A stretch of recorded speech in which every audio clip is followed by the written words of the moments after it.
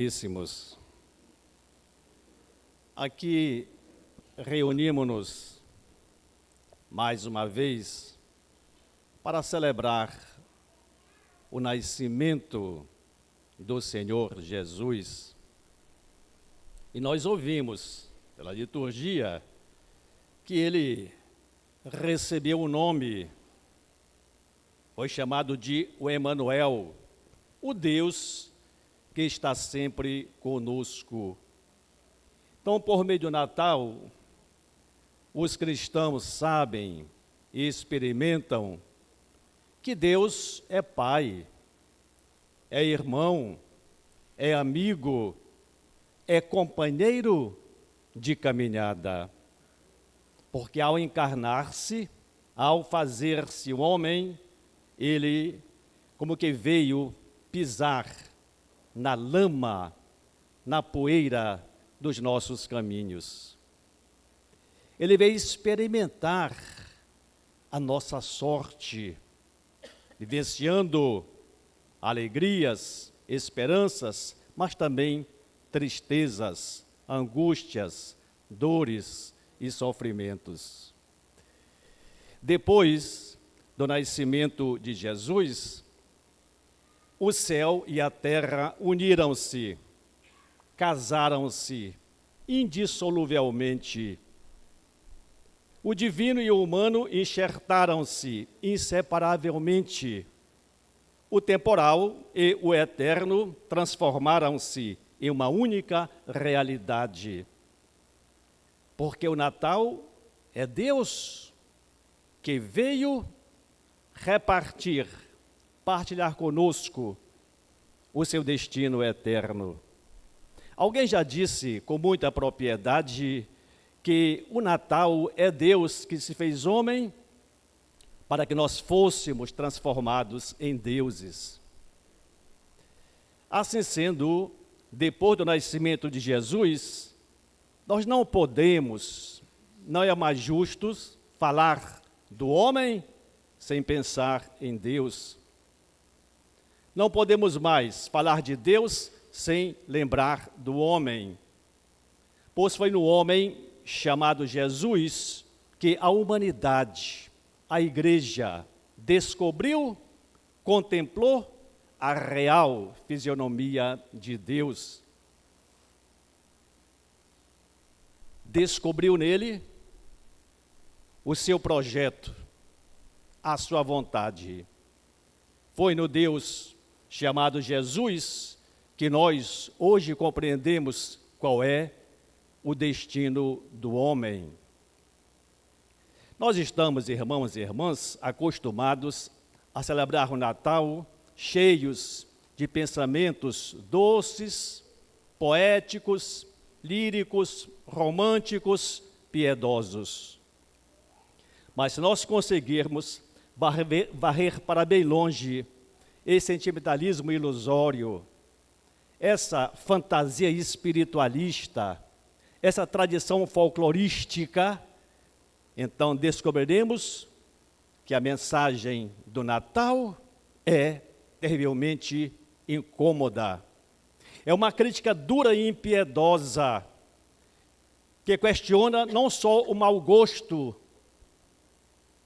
de como celebramos o Natal, mas também condena a nossa maneira de viver a religião, de praticar a espiritualidade.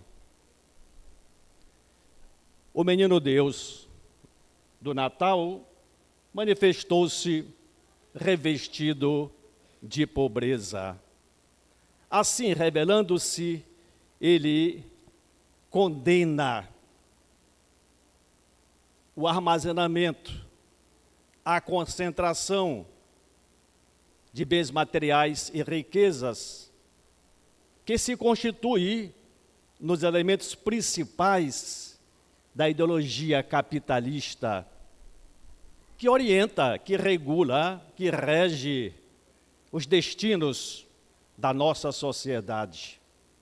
Assim, ele condena o luxo exagerado, a ganância, a ambição tresloucada, dos capitalistas, que só pensam no dinheiro, que só confiam no dinheiro, que transformaram o dinheiro em seu Deus. Eles que buscam sempre alegria, felicidade, realização nos bens materiais. O Jesus do Natal é pequeno, é humilde, uma criança despojada de todo o poder e brilhantismo. Assim sendo, é esperança para um grande número de humildes que vivem no anonimato, no escondimento, que não têm vez e nem voz, são desprezados, preteridos, abandonados, marginalizados pela sociedade. Ora, assim, manifestando-se em completa humildade, Jesus, menino, condena não somente as grandes autoridades da política e da economia, os chefes das nações que têm nas mãos o poder e fazem dele instrumento de opressão, mas também condena a nossa sede de liderança, nosso desejo de dominar os outros, a nossa vontade, de exaltação, de reconhecimento, que muitas vezes compromete o ambiente dos nossos grupos de trabalho, provoca divisão nas nossas comunidades, separação das nossas atividades pastorais, atrapalhando, comprometendo, emperrando o crescimento do reino de Deus. Com o advento, com a chegada das redes sociais, se percebe em tantas pessoas agindo esse sentimento de querer, ser realçados, exaltados, evidenciados, admirados, aplaudidos. Estão lá sempre postando suas fotografias, estou aqui, estou lá e acolá, olha eu aqui. Não sei como encontro tanto tempo para isso. É que lá no fundo tem o desejo de serem vistos e admirados. O Jesus, o Deus menino, nos informa, nos ensina que devemos ter uma condição social humilde. Depois ele iria mais tarde ensinar dizendo, olha, quem se eleva será humilhado, mas quem se humilha será elevado. O Deus menino da manjedoura é o Deus do amor. Aliás, o amor é a razão de tudo. Diz São João que Deus amou tanto o mundo que nos enviou o seu Filho. O Deus do presépio, ele despojou-se de toda a sua majestade. Renunciou, diz Paulo em Filipenses, à sua condição divina, à sua natureza com o próprio Deus. Entregou-se total e gratuitamente, desinteressadamente, e revelou-se, em particular para os homens e mulheres de boa vontade, como nós ouvimos na liturgia. Assim, é Jesus menino uma crítica direcionada especificamente para os cristãos, para os quais foi entregue a responsabilidade de fazer acontecer neste mundo o reino de Deus. Isto revela, naturalmente, irmãos e irmãs, que nós não nos doamos, não nos despojamos do nosso orgulho, da nossa soberba, para podermos assim, em condições ideais, servir o reino de Deus através, das nossas pastorais. Por isso que nós, irmãos e irmãs, muitas vezes, porque não amamos verdadeiramente a exemplo dele, nós ficamos, fazendo, escolhas no trabalho que muitas vezes as nossas comunidades e paróquias nos oferecem. Não gosto disso, não vou assumir. Com aquela tarefa eu me identifico, vou trabalhar lá. Aí ficamos fazendo chantagens. Por qualquer motivo que aconteça, estamos abandonando o trabalho. Deixamos de participar, assim, dos encontros de formação, das reuniões regulares de programação e avaliação das atividades pastorais. Porque a mola mestra que impulsiona, o impulso principal das nossas atividades não é o amor total e gratuito, a exemplo do Jesus menino. Aí são cristãos que por algum tempo assumem as tarefas, mas depois desaparecem. São os cristãos submarinos. Nós sabemos, submarinos são veículos, são transportes que navegam no fundo do mar. De vez em quando vêm à tona a superfície, mas depois desaparecem.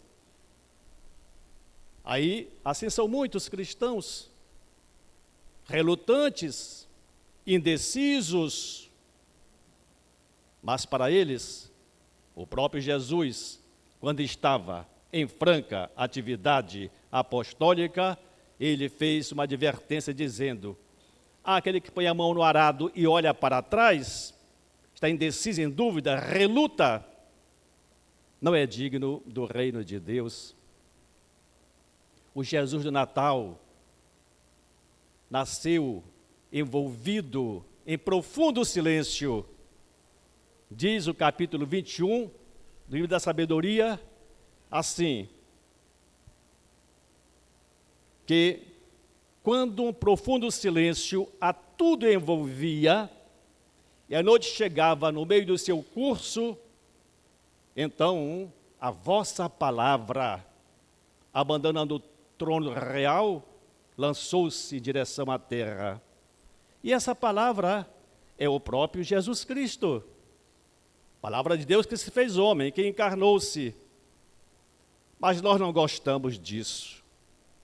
E não de uma tradição puramente humana, nós rompemos, quebramos esse silêncio com festas, fogos, músicas. Como diz o povo, em comes e bebes. Mas será que Deus se manifestou em Cristo Jesus e veio à terra para que nós nos empapuçássemos com doces, bolos, etc., nos empazenássemos comendo os panetones, para que nós bebêssemos barris de cerveja, de vinho e de champanhe?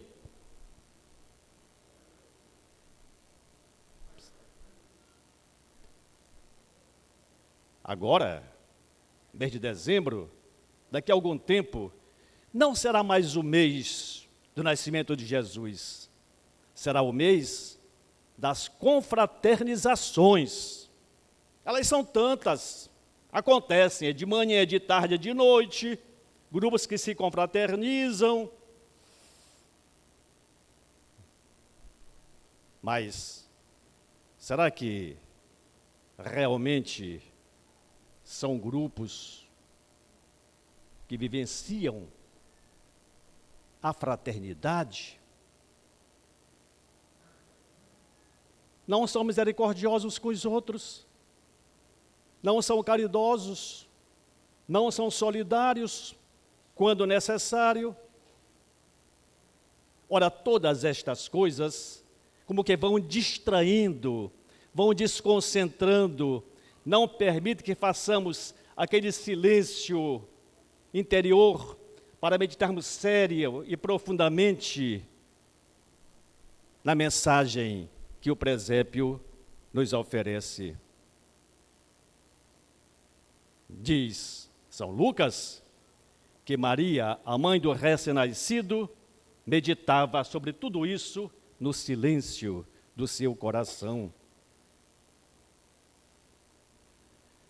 Isaías, o profeta da primeira leitura, ele anuncia e profetizou dizendo que os homens que estavam na escuridão viram uma grande luz. Pois Jesus é o cumprimento desta promessa. Ele é luz. Quando estava aí, já na sua atividade missionária, ele definiu-se, disse de si mesmo: eu sou a luz do mundo. Jesus é a luz. Mas para muitos, Jesus é uma luz que incomoda. É uma luz intrometida, indiscreta, porque vai clareando os porões escuros da nossa medíocre espiritualidade. Vai revelando quem nós somos de verdade, descobre nossas misérias, mentiras, falsidades e hipocrisias. É uma luz penetrante, amolante, provocante, porque exige mudança na nossa vida. Interpela o nosso questionamento, faz crítica à nossa espiritualidade. Exige que nós nos convertamos. Mas o que fazemos? Nós fechamos as portas do coração e não deixamos a luz entrar. Nós preferimos aquelas outras luzes artificiais, aquela luz que ilumina, sabe, a ceia da sala natalina, aquela luz que dá maior brilho lá, né, sabe, a nossa árvore de Natal, aquela luz que ilumina a fachada das torres das nossas igrejas. É aquela luz que encanta, que atrai o Parque das Luzes, que agora atrai visitantes turistas dos vários municípios. Enquanto que a verdadeira luz, como está no cântico de Zacarias, o sol nascente fica ofuscado ou esquecido por trás da nuvem escura de nossa fajuta espiritualidade. É porque é muito mais fácil, muito mais cômodo iluminar por fora do que iluminar por dentro. O Jesus, o Deus que se manifestou no Natal, veio nos dar de presente a alegria. Foi o que o anjo disse aos pastores: eu vos anuncio uma grande alegria que será para todo o povo. Hoje nasceu para vocês um Salvador. Sim, com a sua vinda, nós temos um Deus que não nos abandonou, que está sempre conosco. Um Deus que, sabe, se preocupa com as nossas necessidades. Um Deus que por nosso amor se fez essencialmente misericórdia. Um Deus que renunciou a tudo para nos salvar. Será motivo, caríssimos, para ficarmos loucos de alegria, amanhecermos cantarolando todos os dias. Mas, pelo contrário, nós recusamos essa alegria e preferimos a outra, aquela que é a realização, que é fruto dos nossos desejos e caprichos. Aquela alegria, sabe, que concretiza nossas fantasias medíocres. Aquela alegria que nós experimentamos porque nós temos muito dinheiro para esbanjar, para viajar, para fazer turismos, para programar onde vamos passar o Natal. Campo do Jordão, lá em Gramado, lá em Cancún, não sei, até no Japão, onde não há tradição cristã verdadeira.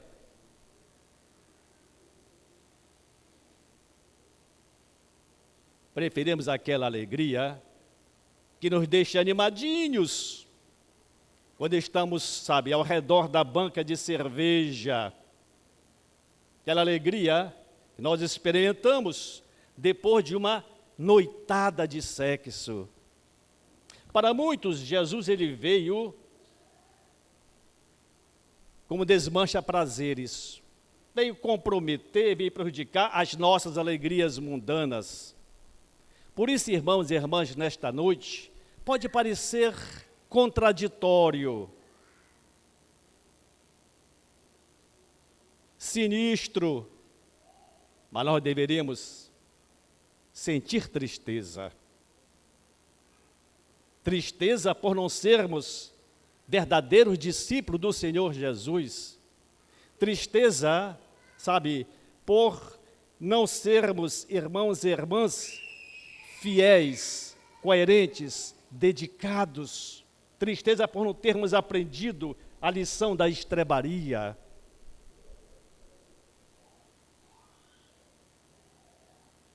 Que a luz do Natal do Senhor questione, interpele duramente a nossa espiritualidade, para que, enfim, nós não transformemos este acontecimento numa simples tradição, para que seja o ponto de partida para a nossa transformação real, para que, enfim, decidamos com urgência, não é, com determinação, renunciar à macabra escuridão dos nossos pecados. Marcuse, um grande pensador, ele disse que só para os sem esperança é que foi dada a esperança. Pois bem, o Jesus do Natal, quer queiramos ou não, ele é, para nós e para todos, a única esperança. Como está no livro do Atos dos Apóstolos, não há, nem na terra, nem no céu, nem sobre a terra, nem outro nome pelo qual possamos ser salvos, a não ser no nome do Senhor Jesus. Ele veio para quê? Para nos conceder a salvação, para abrir para nós as portas da eternidade. Não obstante, aquilo que nós somos, devemos, nesta noite, alimentar com alegria a nossa esperança. Sendo assim, então eu aproveito para desejar um Feliz Natal para todos.